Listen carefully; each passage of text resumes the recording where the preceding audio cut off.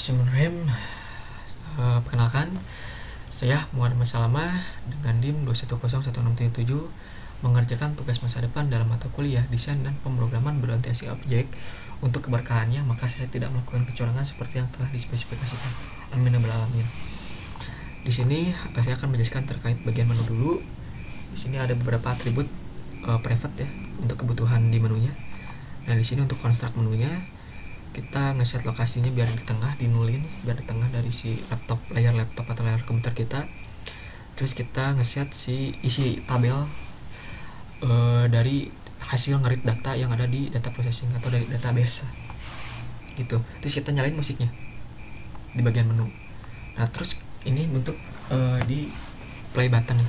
Ketika si play buttonnya itu diklik, kita cek dulu apakah si username fieldnya itu udah diisi atau belum. Kalau misalkan emang belum diisi, dia akan nampilin pesan bahwa username itu harus diisi gitu.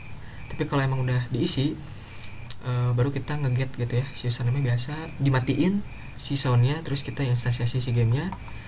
Nah, terus dicek tuh si username itu kira-kira udah ada belum atau belum gitu.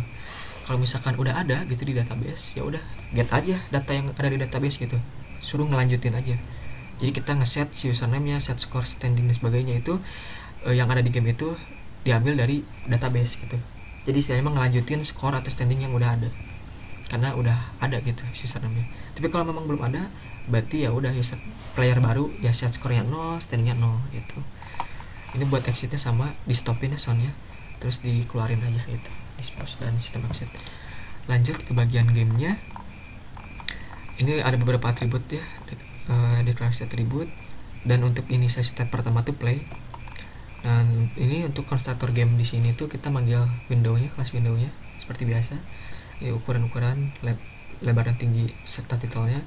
Terus ini kita manggil handler di sini tuh untuk beberapa metode ya terkait objek sih sebenarnya. Ada add object, count object, remove object yang akan dipakai di bagian game ini gitu. Terus juga di sini ada key input juga ya. Semua inputan baik itu WASD, jam kiri WAD jam kiri kanan. Terus juga ada space untuk game over gitu ya, karena kan di sini ada status aja sih. Game over tuh berarti dia udah beres gitu, keluar dari game gitu. Nah, terus ini untuk bagian nampilin si background image-nya kita nah, terus kita statein gitu ya, kita cek gitu apakah state-nya itu lagi bermain atau enggak gitu. Kalau misalkan sama dengan bermain gitu ya, ya udah add object player, masukin si playernya gitu. Nah, ini untuk setter, ini untuk treat. Nah, lanjut ini ke bagian add obstacle ya.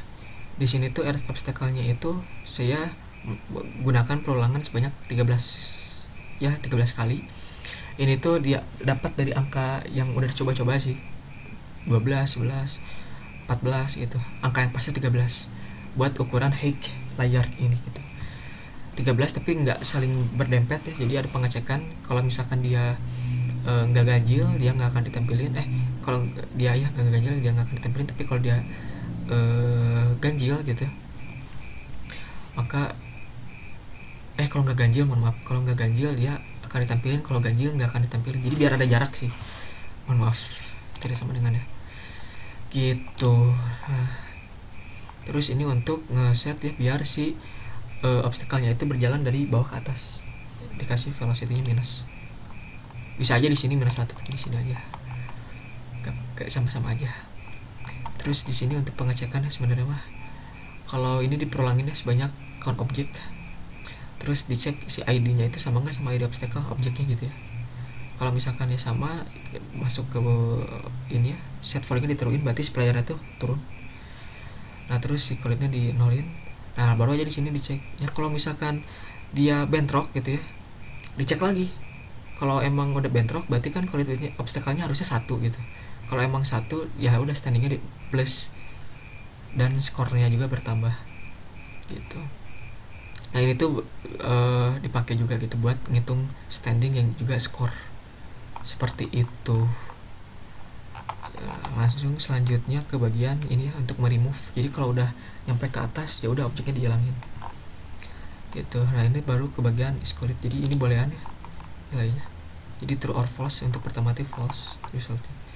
Nah kita cek nih di intersect dulu player sama si obstacle-nya kira-kira bentrok gak gitu. Nah misalnya player bottom itu berada di atas dari si obstacle gitu ya, anggapannya berarti ada di atas obstacle, maka set volley-nya di forcein biar gak nembus ke obstacle-nya. Tapi jika kalau masih emang jatuh ke bawah gitu ya, masih ada kemungkinan gitu, ya udah tetap aja dinolin lagi gitu.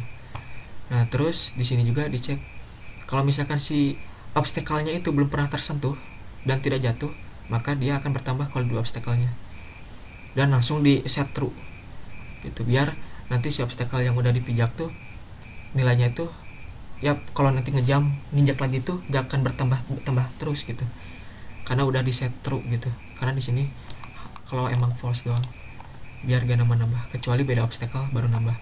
Nah ini kalau misalkan dia udah ke bawah, game over. Nah terus kalau ini masih, jadi ini kalau misalkan si playernya itu 0 atau masih diem, nah itu disamain aja sama kayak si obstacle-nya biar dia ikut naik juga ke atas. Nah ini buat si bagian ininya collision buat bagian bottomnya. Jadi kalau dia lagi loncat gitu ya, terus ada di bagian bawah dari si obstacle-nya, gak akan nembus gitu. Nah terus ini untuk bagian si player jam juga sih sama.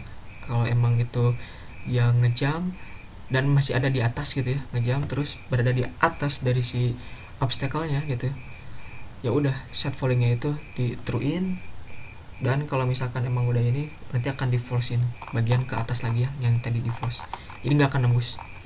Nah ini buat ngerandom, ini buat ngerender, ada beberapa juga. Ini start play, ini nge-store datanya itu akan diberikan ke bagian database ya, data processing, username, score, standing, dan tidak lupa menampilkan hasil dari gamenya gitu, pesan dari hasil dari user gamenya itu. Ini untuk data processingnya, read data, get data, dan sebagainya, yang mana di sini tuh ada dipindahkan ke data tabel dan juga data ya, data di sini mah buat biasa ngeset dan sebagainya. Nah untuk data tabel ini untuk bagian untuk ke database. Seperti itu, langsung aja ke bagian gamenya.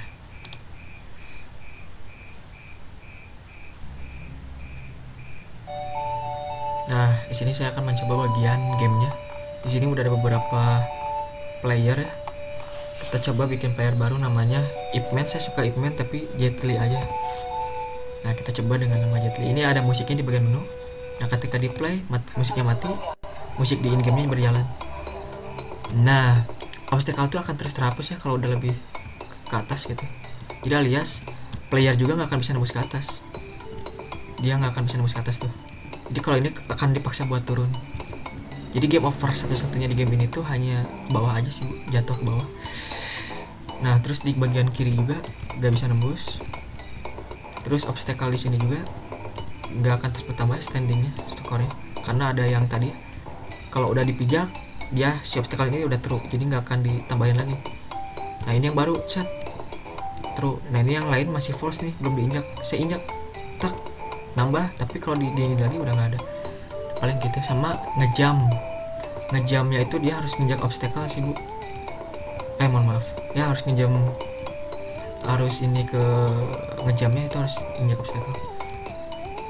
Nah paling segitu, kita coba berhentinya itu dengan game over. Nah Jetli sudah terdata. Ini di descending ya, dari skor, jadi skor terbesar ke skor terkecil. Di sini saya akan mencoba melanjutkan bagian 45.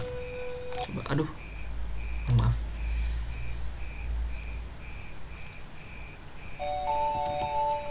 di sini saya akan melanjutkan 45. Tuh, dia akan terus melanjutkan. Tapi langsung saja saya akan ngeklik spasi. Nah, langsung tersimpan. Apakah tersimpan langsung. Nah mungkin sekian bu untuk pemaparan laporan saya. Mohon maaf bila ada kekurangan. Wassalamualaikum warahmatullahi wabarakatuh.